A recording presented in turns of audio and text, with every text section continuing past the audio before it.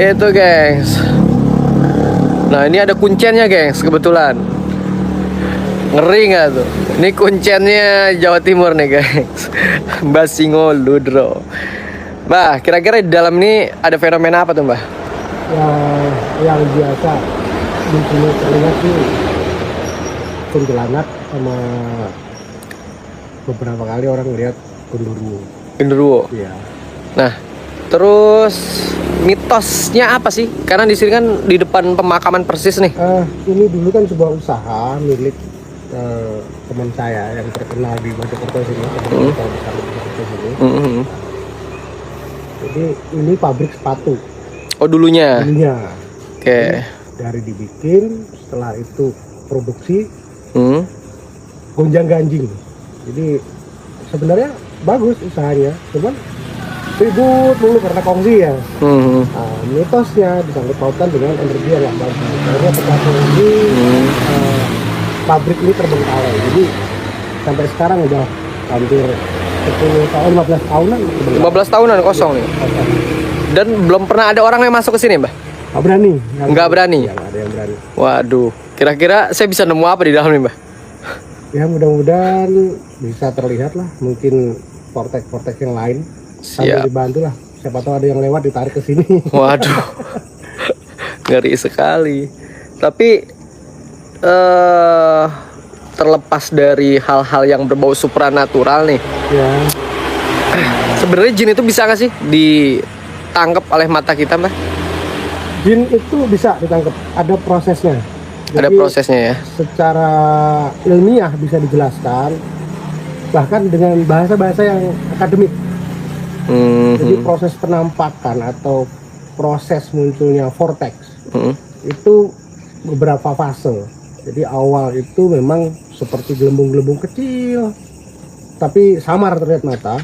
Ketika muncul energi dari manusia atau mungkin sedikit was-was, ketakutan atau rasa gentar, maka interaksi energi itu terjadi. Maka muncul fase berikutnya itu seperti asap, seperti kabut. Itu bisa kita sebut dengan ektoplasma. Setelah pemadatan semakin kuat energi manusia tadi terserap, nah, dia muncullah vortex sesuai dengan visual cortex orang yang ada di pikiran manusia ya. Jadi dari vortex itu dia bisa menjelma jadi kuntilanak, pocong, genderuwo dan lain sesuai sebagainya. dengan visual cortex yang ada di dalam cortex Pikirannya dia. Cortex otak orang yang melihat tadi. Tuh dengerin gengs penjelasannya. Jadi fenomena penampakan itu tetap bisa diilmiahkan ya Mbah ya. Sangat bisa. Jadi dunia mistik itu dunia ilmiah sebenarnya. Tapi karena mungkin keterbatasan kosakata, bahkan orang-orang zaman dulu sudah menyingkat dengan bahasa gaib. Berarti kan stop. Betul. Jangan diurai kan begitu. Betul. Karena ini sudah era semakin maju, semakin banyak bahasa-bahasa, perkembangan filsafat, sehingga mudah kita jelaskan kepada kaum milenial. Betul, luar biasa. Jadi bukan nggak ada, gaib itu ada sebenarnya. Mistik itu ada, bukan sesuatu yang bukan mistik. Di mistik kan nggak, memang ada oknum-oknum tertentu yang memanfaatkan dunia mistik ini untuk ladangnya dia, sehingga dia membuat hal-hal yang tidak mistik pun menjadi seolah-olah mistik. Seolah-olah ya Mbah? Ya, seolah-olah mistik. Nah itu oknum ya? Oknum. Jadi kalau kita yang memang pelaku, yang mengalami, yang mendalami dunia mistik, ya kita mistikus. Betul. Nah, Ya, bukan mau dibilang paranormal, itu kondisi. Ketika kita sedang melakukan itu memang di atas rata-rata normal ya. Betul. Kondisi tertentu. Kita kalau lagi parah ya kadang-kadang parah ya Mbak ya? kadang parah, kadang normal gitu. Siap. Jadi benar-benar nih pemahamannya nih luar biasa lo dari Mbah Singo. Ya, sedikit edukasi untuk adik-adik, untuk yang belum mengerti, yang di bangsa kita ya. Sebenarnya hal seperti ini sudah menjadi kekhasan di bangsa ini. Bahkan bangsa-bangsa di luar bangsa Indonesia itu dia ingin sekali menyingkap misteri yang ada di sini. Jadi di dunia luar sana, saya kan juga dulunya sering keluar negeri ya, kayak ke Bhutan, ke Thailand. Saya pelajari mistik-mistik mereka. Bahkan mereka juga penasaran dengan mistik yang ada di Indonesia. karena itu terlalu sakti buat mereka lah ya. Terlalu aneh gitu karena mereka kan bermain dengan energi, dengan Betul. roh yang tidak bisa nampak mata. Mereka bermain dengan itu, dengan organ-organ manusia, memuja roh-roh dari manusia yang sudah, atau arwah lah ya, memuja-muja arwah yang dari orang yang sudah mati. Kalau di sini kan tidak. Di sini memang punya ciri khas sendiri mistik di Indonesia ini. Siap luar biasa loh penjelasan dari Mbah Singo. Ya wes kalau gitu Mbah, saya izin ke dalam ya Mbah. Monggo, silahkan. Siap, terima kasih. Gengs, itulah penjelasan dari Mbah Singo Ludro. Beliau bukan hanya sebagai praktisi spiritual, tetapi orang yang menganut paham kebudayaan dan kepercayaan. Salah satunya yang memang marak di Indonesia. Jadi perbedaan itu adalah suatu paham di mana perbedaan bukan berarti sesuatu hal yang salah. Namun perbedaan itu yang memang harus kita hargai dan hormati. Yoi. Jadi malam Ya, saudaraku, itulah sosok Ki Pranalewu. Anda bisa pahami bagaimana dia bijaksananya. Dia seorang yang taat beragama, orang yang taat menjalankan syariat, dan orang yang taat menjalankan akidahnya, berpegang teguh pada akidahnya. Tetapi dia orang yang sangat menghargai perbedaan. Saya sendiri sebagai seorang penghayat kepercayaan kepada Tuhan Yang Maha Esa, yang sebenarnya berbeda akidah ya, beliau masih menghargai saya, menghormati saya sebagai orang yang lebih tua, dan juga menghargai apapun ide atau pemahaman yang saya sampaikan, dan tidak pernah menyangkal, justru menambahi, menyempurnakan, lebih saling mengisi. Itulah sifat yang dewasa. Saya harapkan saudara-saudaraku semua juga mampu berlaku dewasa, mampu menerima masukan dari siapapun, seperti halnya tokoh kita ini, Ki Pranalewu. Selain itu, Ki Pranalewu itu orang yang sangat menghargai tradisi dan kebudayaan, tidak pernah membenturkan antara tradisi, kebudayaan, keilmuan dengan agama yang ini. Demikian pula saya tidak pernah mencampur adukan. Ini ketika saya tradisi, bersama Ki Pranalewu, yang mana dengan sengaja jauh-jauh dari memang Jawa, kita dituntut sebagai ke Kalimantan, yang waktu itu dalam kondisi putra beliau mengalami sakit.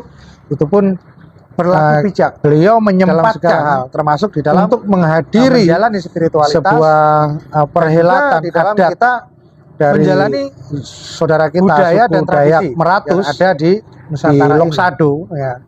Contohnya ini adalah di balai adat Malaris yang ada di Loksado. Jadi kita menghadiri acara aruh ya, aruh kalau di sana menyebutnya acara aruh ganal atau perhelatan besar yang dilakukan setiap tahun itu 3 kali. Jadi di mana aruh pertama itu dilakukan seperti ini ketika membuka lahan atau mengawali membuka hutan. Setelah itu beberapa bulan begitu ada aruh lagi, yaitu aruh proses ketika melakukan tugal atau menanam. Dan berikutnya ada aruh yang sangat besar ya ketika panen. Jadi 1 tahun itu ada 3 kali aruh di situ.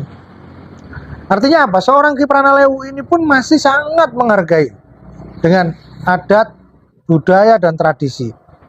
Ya mungkin banyak yang tidak tahu siapa beliau. Beliau tergabung dalam satu perkumpulan yang namanya Dayak Lewu. Dayak Lewu itu yang Ki Pranalewu ada di sana.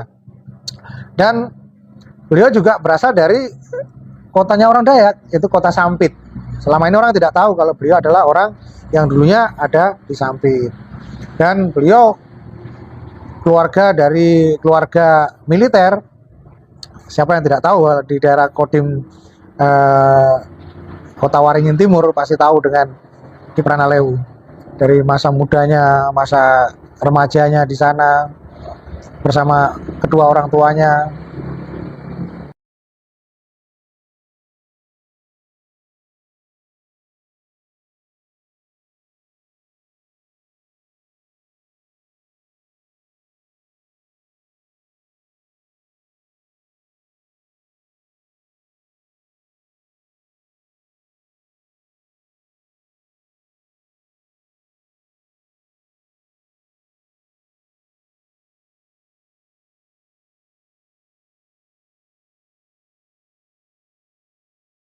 Jadi ketika kita itu hidup di dalam nuansa tradisi, nuansa budaya, Nusantara yang kaya akan tradisi dan budaya ini, seyogianya kita itu tidak mengkerdilkan kebudayaan, tidak mengkerdilkan tradisi-tradisi leluhur, karena leluhur-leluhur bangsa ini membuat tradisi ini dan membudayakan tradisi ini sebagai sebuah kebudayaan dengan mencurahkan jiwa dan raga, bukan hanya sekedar kreasi seni, bukan. Di situ memang ada curahan jiwa dan raga dalam melakukan tradisi, prosesi, dan kebudayaan itu. Artinya apa? Orang tua-tua dulu itu orang-orang yang bersungguh-sungguh. Alangkah naifnya jika kita di masa-masa sekarang ini justru mengkerdilkan, ya, seolah-olah hebat. Nih, gua bongkar nih rahasianya ini, padahal itu sebuah tradisi kebudayaan yang sebenarnya sudah baku, ya, dan memiliki kekhasan sendiri yang nggak boleh diutik-utik. Contohnya kayak bambu gila dari Maluku. Orang Maluku tidak pernah mereka mengkerdilkan budayanya. Nih, bambu gila rasanya begini, nggak pernah. Tetapi orang di luar Maluku kenapa melakukan ini? Ini yang harus kita pertanyakan dan kita harus berpikir. Sedangkan seperti tradisi bambu gila itu sebenarnya membawa pesan moral yang sangat dalam sekali. Artinya apa? Apabila satu suku atau satu kelompok masyarakat mendapatkan beban sebuah masalah, tetapi ketika kita memecahkan masalah ini dengan egonya sendiri-sendiri, sedangkan kita bersama-sama, maka apa yang terjadi? Pontang-panting tidak karuan seperti selayaknya ketika prosesi bambu gila. Karena egonya masing-masing orang itu, ada yang lari ke sana, lari ke sini, akhirnya apa? Pontang-panting tidak karuan. Dan akhirnya hal itu hanya bisa diselesaikan oleh satu orang, yaitu ketika diseragamkan. Ego itu disamakan. Maka tidak akan terjadi pergolakan apapun, tidak akan terjadi segala sesuatu hal yang menyiksa banyak orang. Terus pesan moral yang begini agungnya, begini luhurnya, yang dikemas dalam sebuah tradisi, terus dibongkar-bongkar, dikatakan ini rahasia bambu gila, ini bukan jin, bukan goib. Maksudnya apa? Sama halnya mengkerdilkan ini, mengkerdilkan apa yang leluhur kita itu bungkus dengan rapi dalam sebuah tradisi, sebuah prosesi yang sebenarnya itu adalah pesan moral.